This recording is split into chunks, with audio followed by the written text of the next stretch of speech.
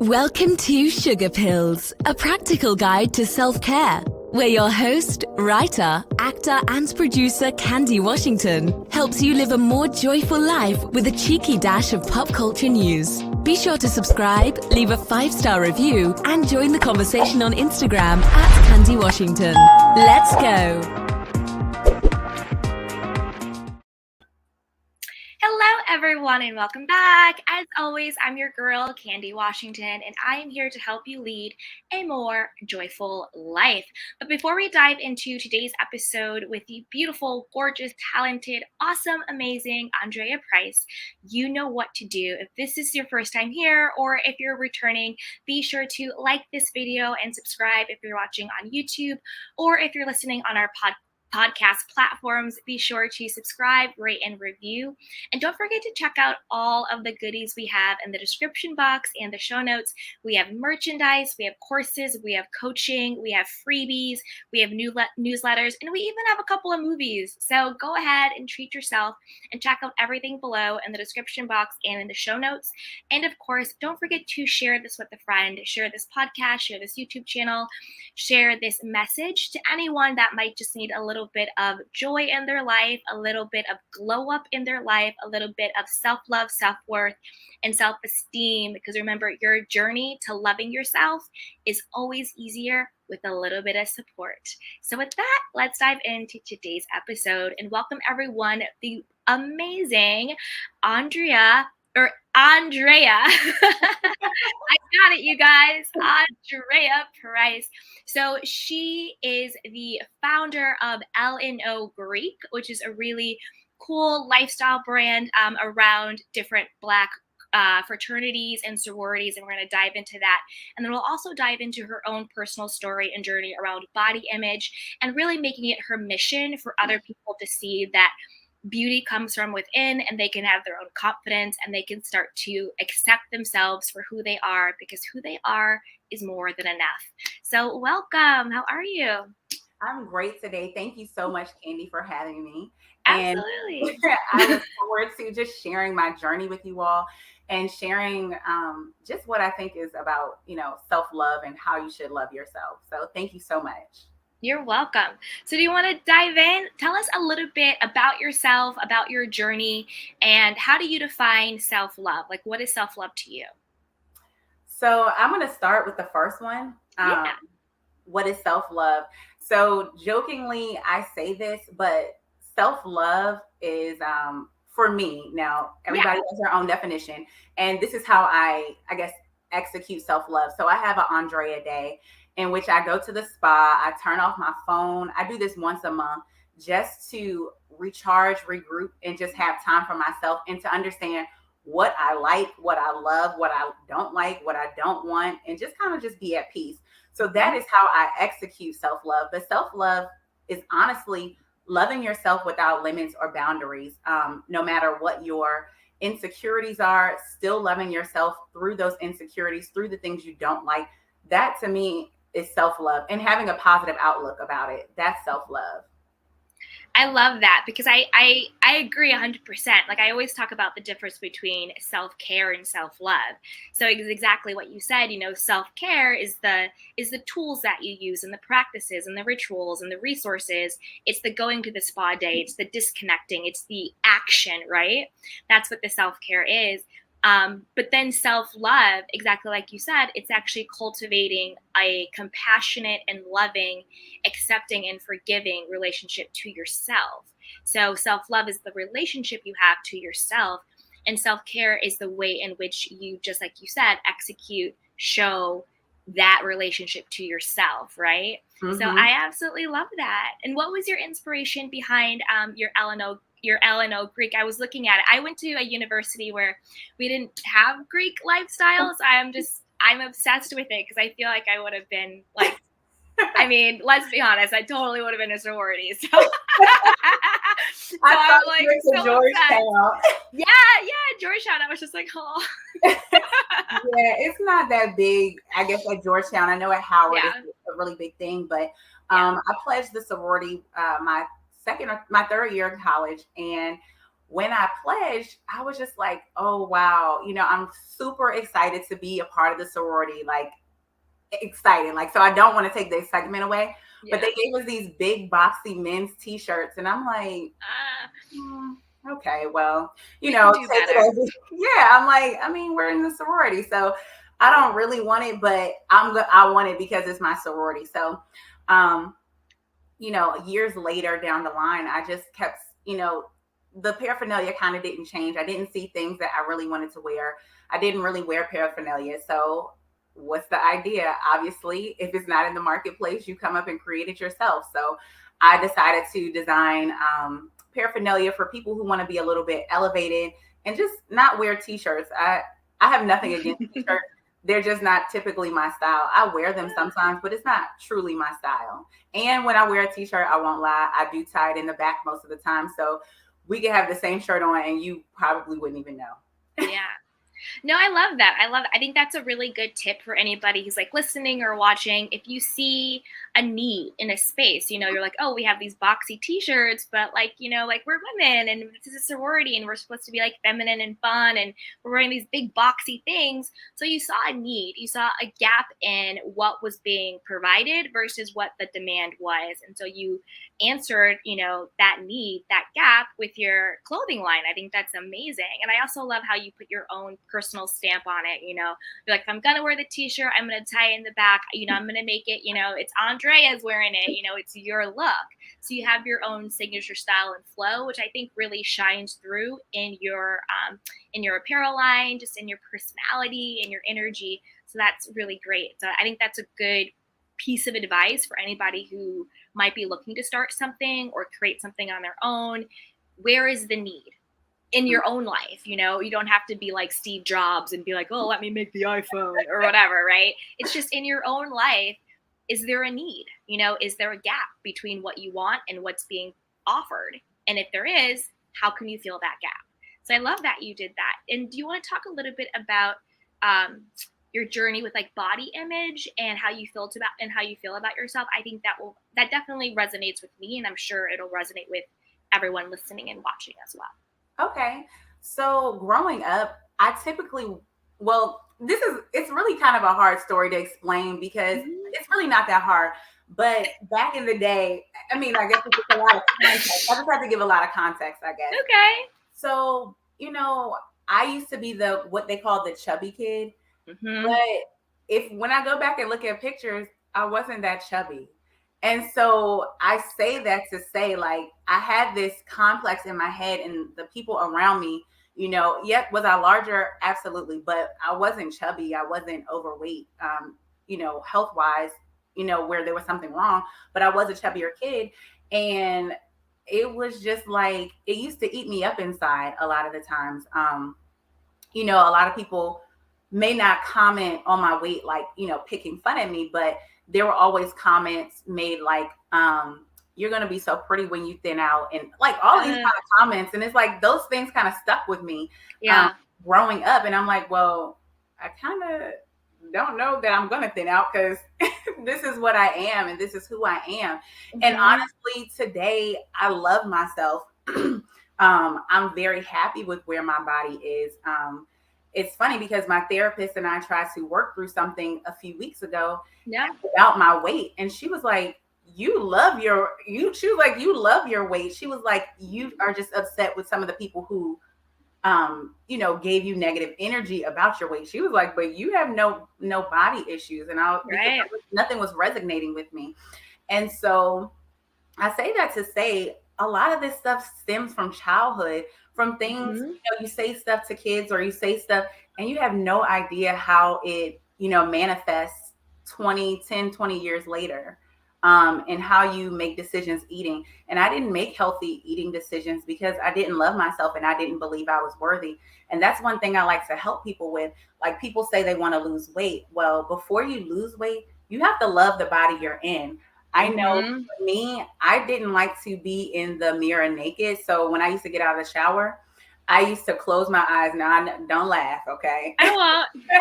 I used to close my eyes so I could get to my room. Because my bathroom is connected to my room, so I can get to my room without a mirror and then get dressed because I didn't want to see myself. But it's like, honey, if you're not loving what's right here, right in front of you, you're not going to believe that you're worthy of making the right decision of eating a salad. Now, I don't even agree with eating a salad all the time. Like, right. Yeah. making a healthy decision and making the balance, because I love ice cream and it's all about balance. Me too. Yeah. So yeah, that's it in a nutshell. No, I love that, because a lot of things came up when you were talking, like particularly when we're younger and the people around us, they'll have those microaggressions, like, oh, she's the pretty one, oh, she's the thin one, oh, you'll be pretty, you'll be desirable, you'll be this, you'll be that when you lose the weight, when you thin out or whatever. And the undercurrent is somehow you're not lovable, somehow you're not good enough now. Somehow something about you now isn't enough. And I think that really is what erodes our self-esteem, our confidence, our sense of self. And then that really shapes the women and men, that we become in adulthood, thinking that somehow at our core, even if we quote unquote lose the weight, which it doesn't even make any sense, but, just in our society, if we lose the weight, inside, we're still feeling like there's lack. Because at the core, we were taught, you're not good enough. Something about you just is not enough. You're not worthy of this. You're not lovable. You're not blah, blah, blah, blah, blah, right?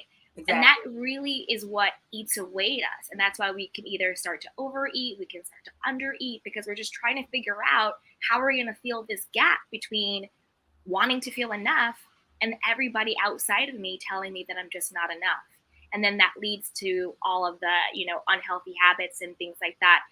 And it's another thing where it's like, who says that people have to have one body type? You could have one body type and be healthy. You could have another body type and be completely unhealthy. Size, number, weight does not equate to health. And I think that we need to shift that mentality of, is this person healthy versus is this person skinny or thin? Because you can be skinny and thin and be completely unhealthy. And then I also think the power of people that we really think are important in our lives, like our parents or our sisters or other people, right, who don't love themselves, because what they really are doing, it's not even about, the kid who they in their distorted view as chubby. It's really that they're projecting their own unhealthy way of thinking onto a child. They don't feel enough in themselves. They think they have to be this, that, or whatever in order to be worthy and deserving. So they project their own dysfunction onto their children. Like, I remember I'm not going to say who they were, but I was hanging around some people who are very near and dear to me. And there was a little 6-year-old girl, and she was saying how I don't want to wear shorts to school. My thighs are so big. My thighs are huge. Everyone's going to laugh. And she was 6. Tiny little thing. Those were not her thoughts. Those were her mother's thoughts that her mother had about herself. And she was mirroring what she saw her mother do. And her mother was the one who hated her body. I don't mean the little girl's body. I mean her own body. Right. So all day long, she would be saying, I can't eat carbs. I can't eat this. I gotta da-da-da. You don't want thunder thighs. You don't want your arms flabby. You don't want this. You don't want that. So all day long, the mother is going around hating herself. And the little girl is looking up to her mother, and she's now learning, oh, mommy hates herself, then I should hate myself. And that's literally, and when she said that, it literally broke my heart. It was like this sweet little girl. And that's when it clicked. I was like, there it is. That's generational trauma. That's generational curses. That's, you know what I mean? It's that subtle. Yet it's so insidious and so traumatic, because the mom doesn't realize she's teaching the daughter to hate herself. But that's exactly what she's doing.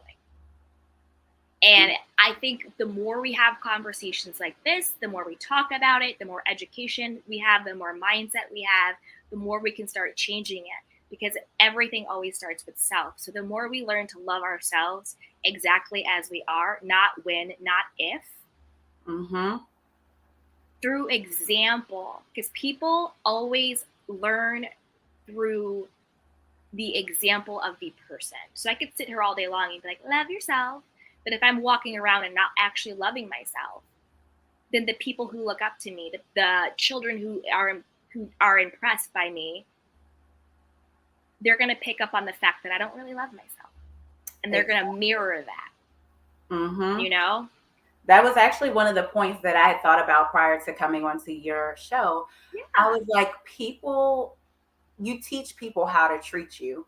So 100%. a lot of the times people are upset at the way people treat them, but you have to reflect on how you treat yourself. So when you have commitments to go to, let's just say the gym, right? Mm-hmm. Do you keep your commitment or do you cancel your commitment? So, those type of things, like, do you love yourself? Are you showing people that you're committed to things? Well, if you're not, you're showing people that it's okay to break commitments with you because you're not that serious anyway. So Yeah. I think it's just very important that we obviously show ourselves, but show the world how to treat ourselves, because without that, they have no baseline and you can't be upset with them for treating you that way, because that's how you treat yourself. 100%. And I also think people will test you, especially if you like set a boundary with someone. They will, the first thing they'll say is, okay, cool. And then the next thing they do is test it, because they want to see, are you serious about yourself? Are you serious about honoring what you said that made you safe or made you feel comfortable? Because if they can get you to go back on what you said you were going to do about yourself, then they've won. Then they have the control. Then they're not going to take you seriously. Then they know it can go back to status quo. And usually if someone's going to test your boundary, status quo means that person benefited from you having none. Right. So they're going to go back to using and exploiting and getting what they can get without really giving back or respecting you. And I agree 100%. There's the ideology that like everyone is you pushed out. And that basically just means, how you see yourself, how you view yourself, the esteem that you have for yourself will be reflected in how other people see you and treat you, And I also think it goes a little bit beyond that too. It also means everyone is you pushed out. So yes, if you respect yourself, people will respect you. But also you start not attracting people who would want to exploit you anyway. You start attracting people who want to respect you because they respect themselves. You start showing up differently in the world. And when you show up differently in the world shows up differently for you. That's so true. And so, just because we're getting personal here, personally don't date, but someone said to me the other day, they were like, oh, there are no good men out here. And I was just like, first of all, you need to watch yourself, because that's not true. And then second of all, there might not be in your world where you are because of the energy that you're putting out. Yeah. One thing that I did realize, even though I'm not dating, after doing the work, the amount of men, like successful men who love themselves, men who are respectful, who kind of just showed up in my world, has just gone up significantly. I'm not open emotionally or ready for that right now. Yeah, that's fine. But, I'm just like, when you change things about yourself, the right people come in. So when people say there are no good men, I would do some self-reflecting about, are you a good person? Are you a good woman? Or are you a good man, or whoever? But are you a good person if you believe that? Yeah. And I think it's also like self-fulfilling prophecies, right? Like when you say something, when it's your belief something that something is so, the world, universe, energy, whatever, they will give you experiences to prove yourself right. So if you go around saying there are no good men, you could actually be in front of a good man, but the way in which you experience that person will be negative, because your belief system, the lens through which you experience things, right? That's your belief system. If you believe everything's always working in my favor, something bad could happen. The way you experience that bad thing happening is, well, this had to happen. I'm sure it's going to work out. Well, you know what? This didn't happen, blah, blah, blah, blah. It's all about your belief system and your perspective and the lens through which you experience things. And then the good men they're not going to be attracted to that. Like attracts like when it comes to this. They're not going to be attracted to that negativity. You know, if someone was going around saying, you know, all black women are this way, or black women are this, that, and the third, there's no way that energetically I would be attracted to someone who's dogging black women, because I'm a black woman. Right. So why would a good man energetically be attracted to someone who's dogging good men? Do you see what I'm saying? So it's like they are just going to have experiences that reinforce what they already believe. So if I was that person, I would do a deep dive into what are my beliefs about love? What are my beliefs about relationships? What are my beliefs about men or women? What are my beliefs about myself? Because to me, that's someone who's really guarded. To me, that's someone who is afraid to actually put themselves out there, because they're afraid that the actual good man won't choose them. I never even thought about it like that. That's what it is. It's a lack of self-worth and self-esteem, and saying there's no good men, it's just a defense mechanism. Because they're scared that if they actually do find a quote-unquote good man, that somehow they actually won't be good enough to get him, and they won't be good enough to keep him. So it's easier to say there are no good men, that's why I'm single. There are no good men, that's why these relationships don't work out, than to face the fear, which isn't true. Just because a relationship doesn't work out doesn't mean you're not worthy, doesn't mean you're not good enough. It just means that particular relationship was not what God had for you. That's it. It's not a referendum on your worthiness or your lovability. But again, our brains, our minds always wants to put meaning to things. But through mindfulness and intentionality, we can decide the meaning we put to things. Because the person who was saying there are no good men, that's on autopilot. That's from a past wound. That's from a past hurt. That's from insecurity. That's from a fear of abandonment. That's from the fear of not being chosen. You know, that's all from that fear base. So that's just an autopilot response, because they're actually trying to protect themselves. But when you have mindfulness and intentionality, and you have self-love, instead of saying there are no good men, you say, I only attract high quality men who love and respect me. Wow, there are so many amazing men out here. Or you could even switch it. And I always like to do make it self-based. So I always like to switch it. And I always say, I am so worthy of commitment, love, and respect from high quality men. Because then you put you in the operant space, rather than making it about the man, somebody outside of you. Right. The man isn't good, or the man is amazing. You know, I don't care how great he is. Nobody's on a pedestal, boo-boo. I don't care. You're always surprised. I don't care how good he is. I know that's right. Nobody's on a pedestal, right? Make it about your worth and your value. Make it about what you have to offer. You know, I am worthy of love and commitment and respect by high quality men. That gives you the power. That gives you the power to show up as, this is who I am, and this is how I am treated. And then let the world respond accordingly to you, rather than giving away the power to, well, this good man choose me, please. I want to be good enough. Or, well, there's no good men out there. They're all in jail, gay, married, or taken. Like, stop it, girl. Stop. I don't even allow that conversation to come when you come in my world and try to have that conversation. Yeah. I change the subject. I move the conversation, because I don't want that energy around me, because that's not my MO, and that's not what we're doing. Exactly. 100%. 100%. What are some of the tools or resources, or I don't know, moments or ideas that have really led you to being able to love yourself in a more authentic way? So one of the tools I will have to say is the Bible. Yes. I know that's an old school method, but it has power. I am very spiritual. I don't like to say religious. I'm very spiritual, very connected to God, and just having that silent time with God, and getting to connect and knowing how much God loves you. When, you know, you read scripture and he talks about, you know, you being worth more than rubies and, you know, more precious. It's just like, wow, like God truly, truly loves me. And when you know the Father's love, it's like you won't allow people to just treat you any kind of way either. So the Bible is a tool. And then for me, silence. Like, silence is very important.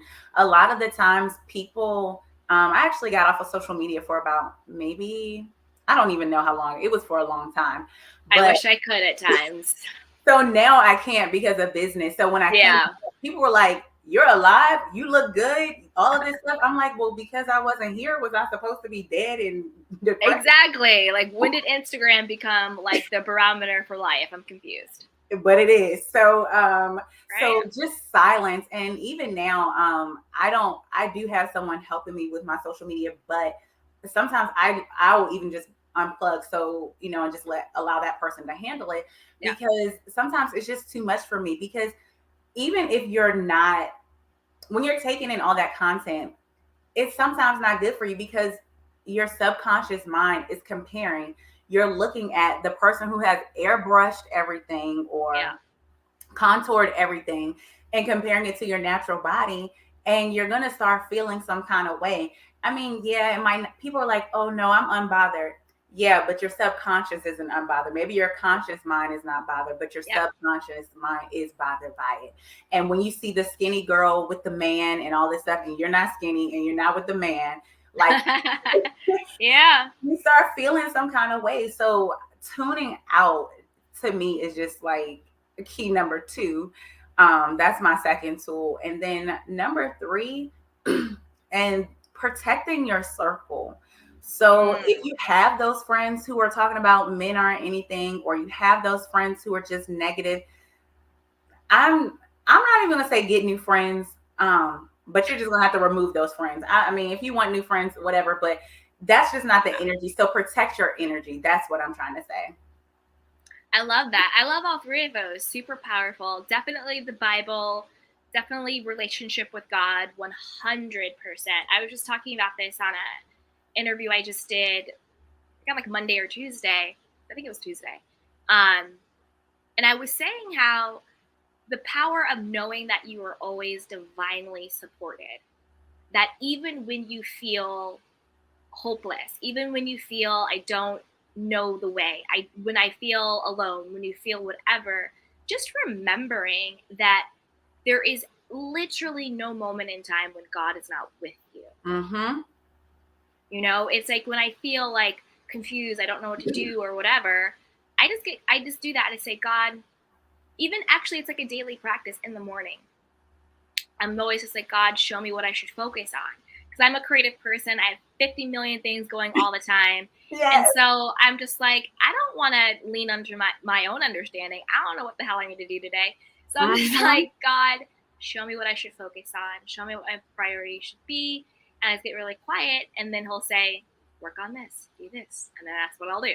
And it's like, I think sometimes people forget the power of having, or even what actually having a relationship with God really means. It means really talking to him, and I'll say him, but obviously it's not like, for everybody listening, it's not about like gender, but whatever, but it's really about talking to God and throughout the day. It's not just, good morning, nightly prayers, whatever. It's really having a relationship, going to them, seeking God, talking throughout the day, really making God your best friend and your confidant, and that's when you get that peace that surpasses all understanding.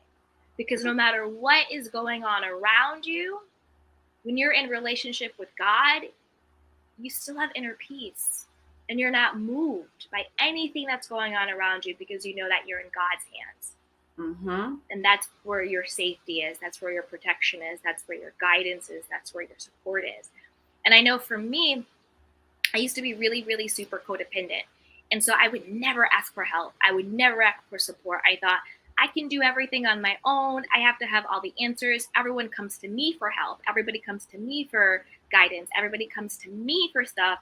I'm not the one that goes to anybody for anything. Clearly that had to stop working and got on my path of like healing and everything. But it made me realize how little self-esteem I had. Because if you don't believe that you're worthy of help and support, then you don't really think that much of yourself. And if I don't think I'm worthy and deserving of my friends' help, of my family's help, then how could I ever believe I was worthy of God's help? So that to me was a big switch. Was when the light bulb went off and I was like, oh my God, I have God. It's like, wait, I don't have to do this by myself. God can do this for me. Yes. What a burden is lifted, right? But it was only when I started to love myself and I started to be confident, I started to have self-esteem, where I started to love myself and I was like, whoa, I am so worthy. I am so worthy of God's support. Ding, ding, ding, ding, ding. And it might sound bizarre, it might sound weird, but if you have such low self-esteem where you don't think you deserve support from people, how do you think you deserve support from God? No, and I think, understand. you know what I mean? So really getting to that point where you're like, no, like I'm his daughter. I'm his daughter. There's one affirmation I say. This is from, I don't know if you're into like different like philosophers or anything, but there's this amazing philosopher. Her name is Florence Scovel-Sheen. And she has this one mantra that I love all the time. And it goes, I am the daughter of the Most High King. Everything and everyone makes way for me. That is like my hype. Like that is when I really need to hype myself up for something. Put that in the notes because like, that's a tweet right there. To quote Oprah, that's a tweet. Like when I really need to hype myself up, I'll either say it out loud in the mirror, or if there are people around, whatever, I'll just say it in my head. And I'm like, I am the daughter of the Most High King. Everyone and everything makes way for me. That is me tapping into my divinity. Don't you know who I am? Don't you know who I belong to? Don't you know God loves me? Bye. People underestimate that God love, though. Oh, you don't understand, girl. They truly do. And I tell people, one of my friends is a prophet, and she's just like, people get upset with her, and she's like, and sometimes they may do stuff to her, and she's like, they can mess with me. They were like, but she was like, God always gets them. So she's like, she's just like, I'm a daughter of a king. So, you exactly. So when you know that worth and you know how God operates for you, when you trust and believe, and that was 100%. One thing when I started my journey. I used to say I love God. I used to say I trust God. I grew up as a Christian. I was in church all of my life. But I was just going through the motions. I was just checking off the boxes. And the crazy thing is, or maybe crazy to some, I'll just say Christians. And I put Christians because some people are in church and I just believe they're just checking off the boxes. Yep. But my relationship with God actually got stronger when I stopped going to church. Now, I am not a proponent of stopping going to church. Now, I'm just telling you my particular story and how it worked out for me. Yeah. But after I stopped attending church, it was like I literally heard the voice of God. He started speaking directly to me, but I was spending more time in the Word. And I wasn't just listening to what someone told me the Bible said. I took time to read the whole Bible for myself. So all of these things that I have been told, I went to a Baptist, like a traditional Baptist church. I grew up Baptist. Some of the things that I used to be told, because I don't want to offend anybody on your podcast, but none of it, so I won't repeat them. But some of the things that I was taught, I was just like, I don't even know that God believes that, because, I think you are supposed to literally, there should be no judgment. The only thing I believe my job as a Christian is to do is to literally love the hell out of people. It's not my, I shouldn't be telling you, oh, Candy, you shouldn't do this, you shouldn't do that. I need to send Candy so much love that sin will come out of her. So, but I used to say I had a relationship with God, but I did not have a relationship with God. I was just going through the motions. But when I found and tapped into that true relationship with God, it changed how I acted. It changed how I saw myself. I loved myself. I no longer searched for outside love. I truly knew what I wanted and desired, and I made way for those things to come into my life. 100%. I agree with everything you said, because it's also that thing where God lives in us. God doesn't live in a church. God lives within us. So we have the power to go inside and talk to him. and to connect to him and to read the scripture and to meditate and to pray and to journal.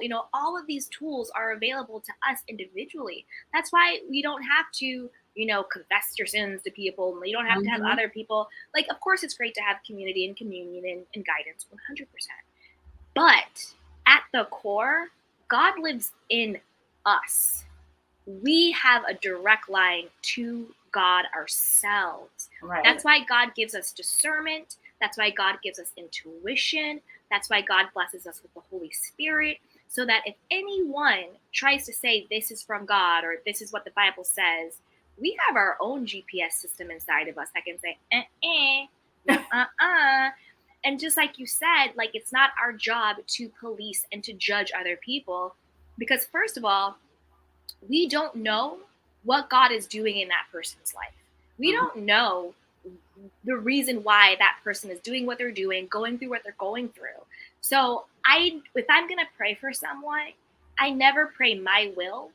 God, let this person stop. Let this person be. Let this person, I always just say, God, I send unconditional love to XYZ. May your will be done in their life. Because we don't know. We don't even know what God is doing in our lives half the time until we down the road, to be honest. There are things we go through and I'm like, God, what's up? I need you to come through. I'm confused. Like, what exactly is going on? Until down the road where I can look back and be like, oh God, now I see why you had this person leave. Now I see why you had me go through that. Now I see why this had to go that way. Now I see why. Hindsight 2020. So if we don't have all the answers of why God allows things to happen in our own lives, how dare we say we know how God is moving in somebody else's life? So I agree with you 100%. It's not our job to judge other people or to say this person should be that or not that, because we don't know how God is working in somebody's life. But we can have empathy and compassion and be like, you know what, this person's maybe not making the decisions I would make. Maybe this is going on. I don't know. But you know what, God, I'm sending unconditional love to this person, and may your will be done in their life. That's how I think we should pray for other people. Absolutely. Absolutely. And that's how I pray for myself. When I had similar moments where when you were talking about you thought you had the relationship, but you're going through emotions until you realize the real relationship. For me, some of my blocks were I thought that I was ambitious. I thought that I had, this, that, and the third. But then when I really got self-aware, it was a lot of codependency. It was a lot of ego. And not ego that I understood. Like, I was never narcissistic or like, oh, I'm this, I'm that. It wasn't any of that. It was ego in the sense of, I need to prove myself. I need to do this. I need to do that. Why am I not this by now, that by now? It was like this race against society and other people, whatever. When what was lacking for me was the appreciation piece. Because ambition without appreciation is ego. You can have goals. I'll give you an example. I just talked about this a couple of episodes ago on my podcast, where I live in California. It's like the cost of living is crazy. And I was like, why don't I have a house? Everyone around, everybody's getting houses. Me in my mind thinking it's a goal, thinking it's ambition, thinking it's, vision board status, right? But I wasn't appreciating what God had already given me until this family next door in my complex. The family next door moved in, and it's a mom and a dad and 2 children. And I believe that must be I'm guessing that one's like a 2-bedroom or something like that, maybe 2 or 3. And the kids are so happy. I mean, they are on one every day. They're laughing, they're giggling, they're jumping in the pool, they're having fun, they're running around. Best life ever. And in that moment, I said, wow, God, thank you for showing me. Because if these children, I grew up in like a big, nice house. I couldn't imagine growing up in an apartment building, right?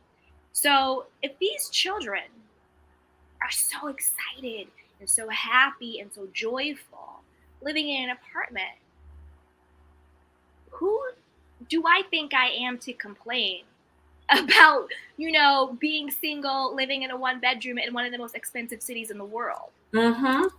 Like, check yourself, boo-boo. And I had to check myself, Trust me, I'm very self-aware and I'm very honest. Like, you know what I mean? When I have to check myself, I always talk about in the podcast, when I need to check myself, I had to check myself. I was just like, what exactly is your problem, girl? What's the problem? Are you worried about appearances?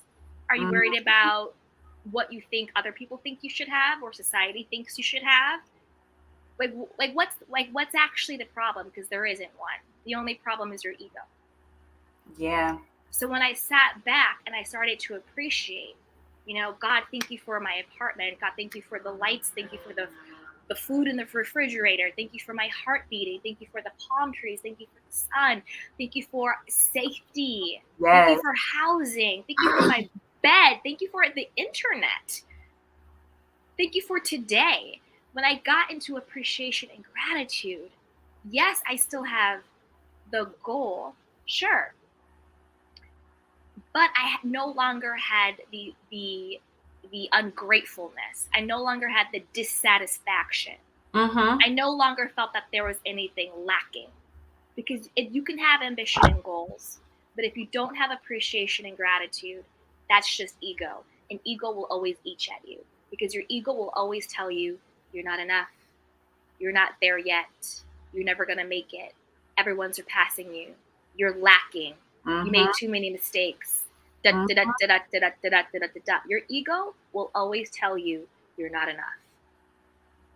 That's why you have to have ambition and goals with appreciation and gratitude, or else your goals will become your worst nightmare. Your goals will become your anxiety. Your goals will become your depression. Mm-hmm. You know what I mean?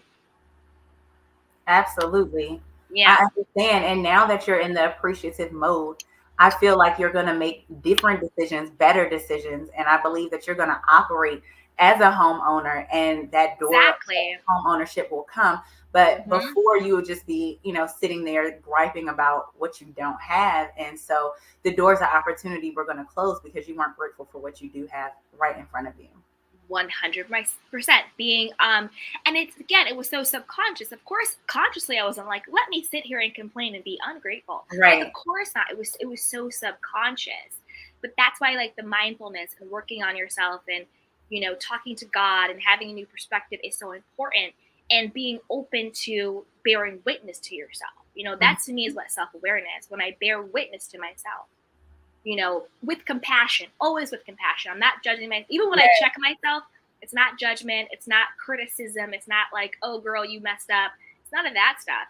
I bear witness to myself with compassion. And then I can say, you know what, in this area, you're kind of being an ungrateful person. In this area, you're kind of letting your ego take over.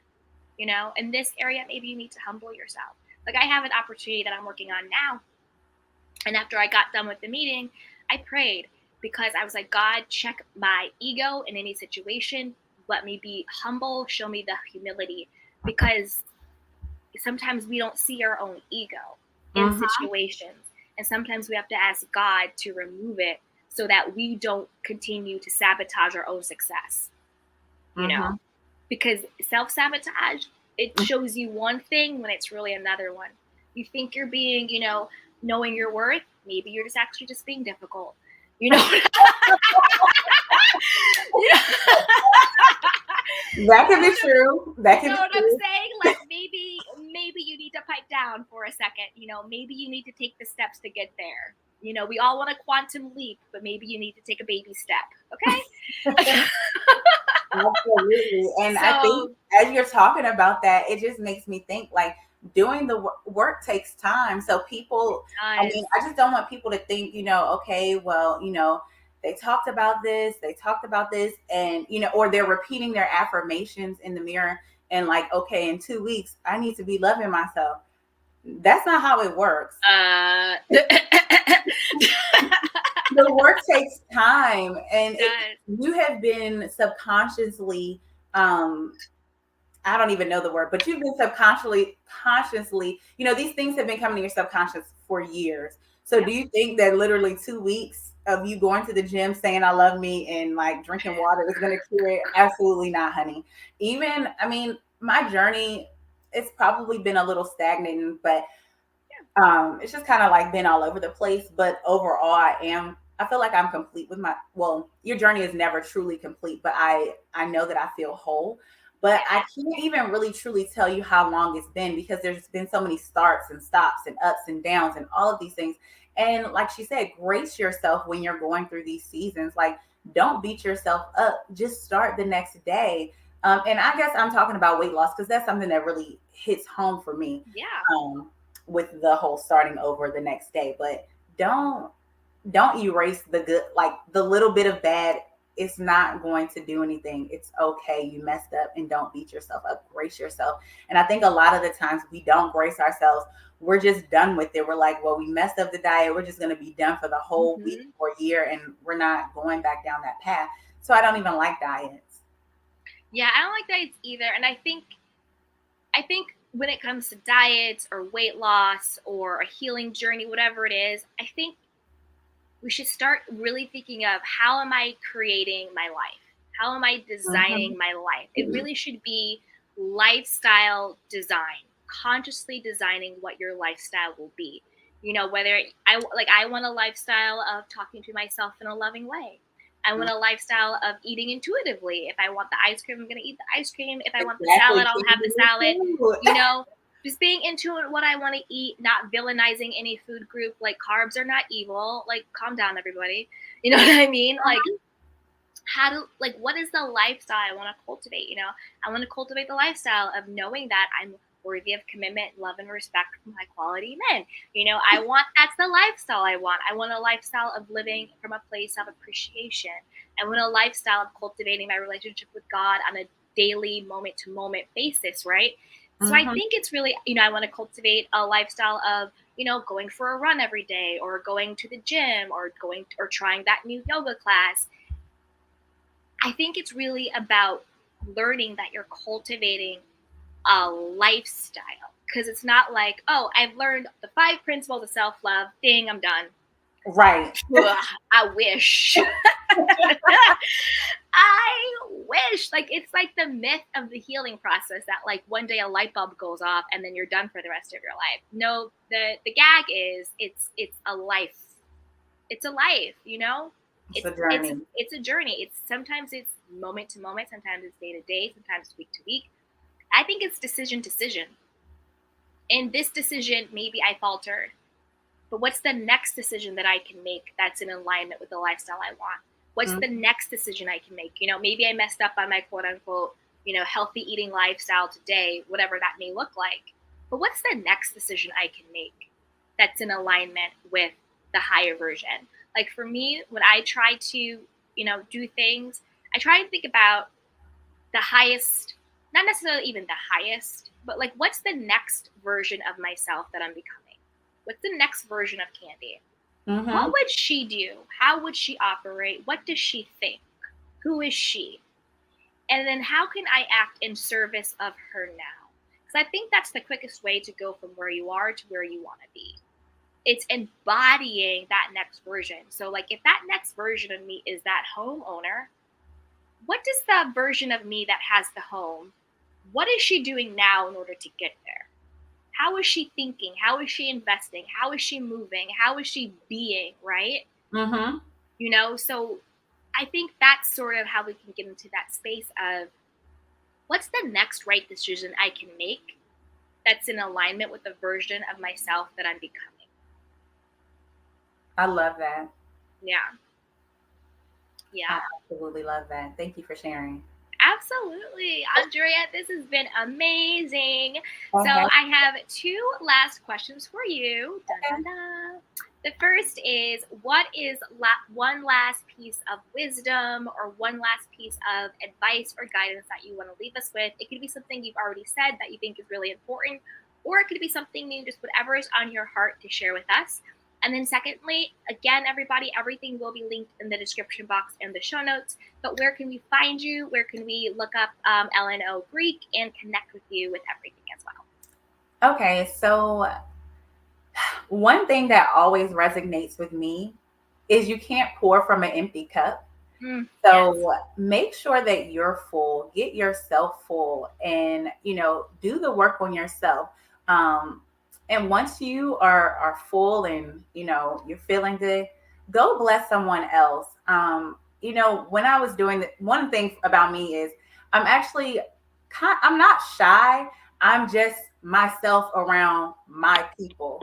And so what that just means is like, I'm just more introverted. So when I take the Myers-Briggs, I'm actually 50-50. Like sometimes I'm an E, sometimes I'm an I. It just depends on the day. You're ambivert. Yeah. So, I'm kind of right on the cusp.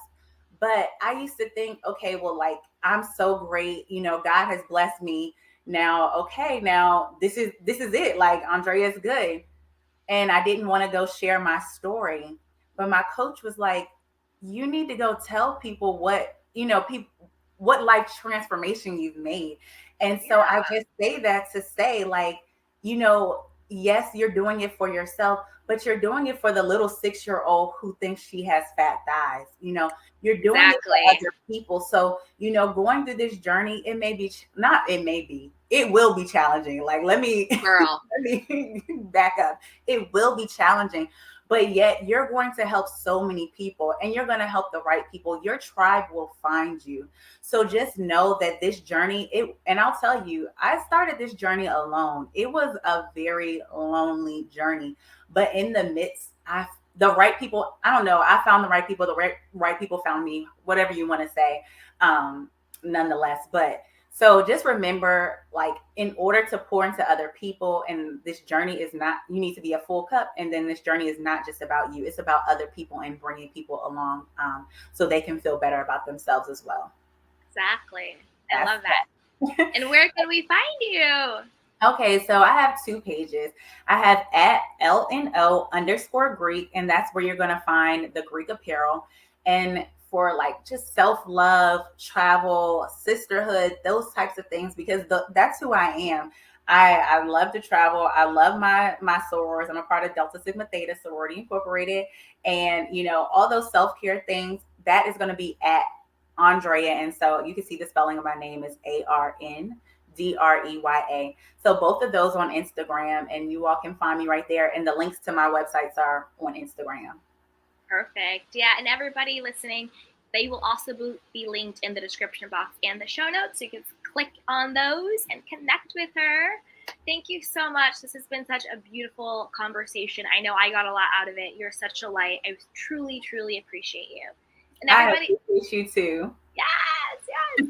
And everybody listening or watching, thank you so much for spending your time with us. And if you got value out of this, be sure to like this video, subscribe to my channel, and share with a friend. If you're listening on the podcast platforms, be sure to subscribe, rate, and review. And again, check out the description box in the show notes. We have tons of goodies in there. We have merchandise, coaching, courses, books, podcasts, movies. We got the whole situation going on down there. And yeah, share this with someone, because your journey to self-love and so forth is always better with a little bit of support. So until next time, everybody, take care of yourself and each other. And I love you. Bye. Welcome to Sugar Pills, a practical guide to self-care, where your host, writer, actor, and producer Candy Washington helps you live a more joyful life with a cheeky dash of pop culture news. Be sure to subscribe, leave a 5-star review, and join the conversation on Instagram @Candy Washington. Let's go.